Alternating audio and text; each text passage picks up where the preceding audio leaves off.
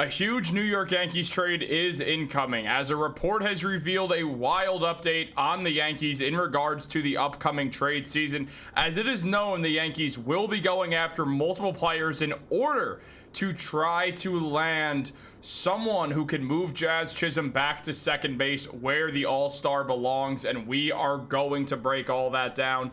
What's up, guys? Welcome back to Yankees Digest. It's Chris here. If you guys are part of that 74% that's not subscribed to Yankees Digest and you hear those sirens outside, they're coming for you. They're coming to arrest you because we got daily Yankees videos that you do not want to miss out on. We're having a bunch of fun on this channel, but let's jump into it. There is a lot to go over on the Yankees right now. We know that Brian Cashman is going to go out there and that he is going to do whatever it takes to add more talent to this team, or at least we're hoping so, as the New York Yankees desperately need more talent.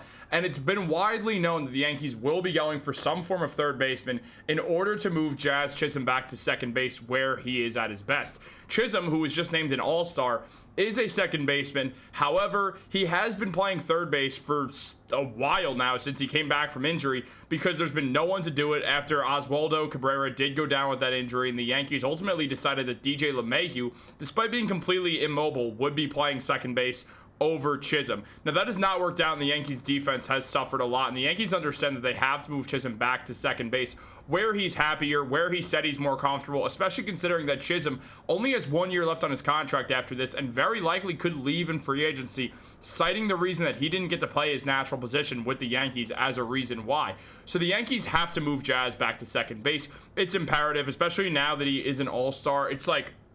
It's evidently clear it's where he's at his best, and I know the hitting was better at third base throughout his time with the Yankees, but I really don't think that's anything to look into. I think he's going to hit the same at second base, if you ask me.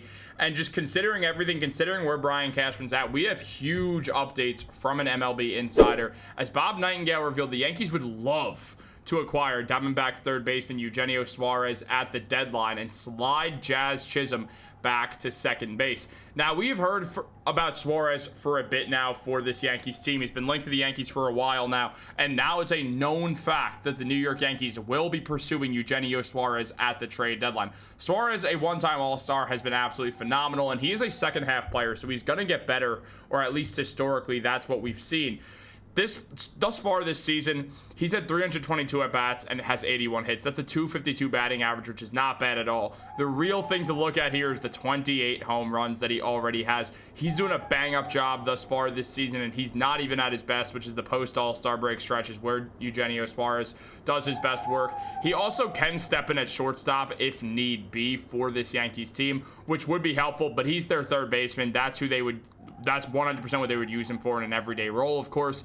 As one of the best third basemen in the MLB, I mean, he's got an 881 OPS and OPS plus a 140, a slugging percentage of 562.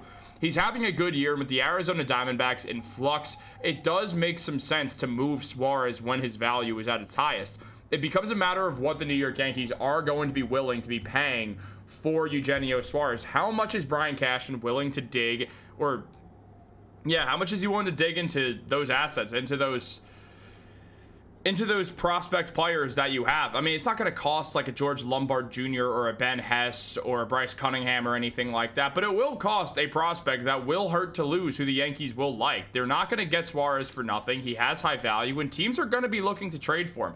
I've said multiple times, I would not be shocked if we see Eugenio Suarez end up back in Seattle, as the Mariners do need more hitting, and it feels like Suarez is a perfect fit for that team as it is. Now, he's a perfect fit for the Yankees as well.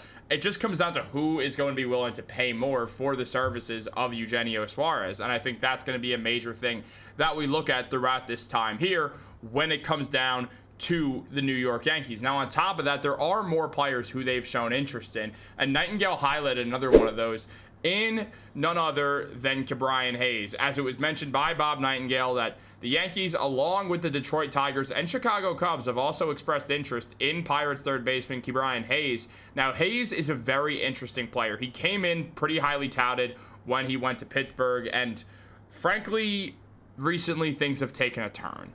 I was a huge believer in Ke'Bryan Hayes, and I would still like the Yankees to go after him because I think he could have a renaissance with the Yankees. But this season, he's not playing great. He's got a 243 batting average with 2 home runs. He's not really a power hitter.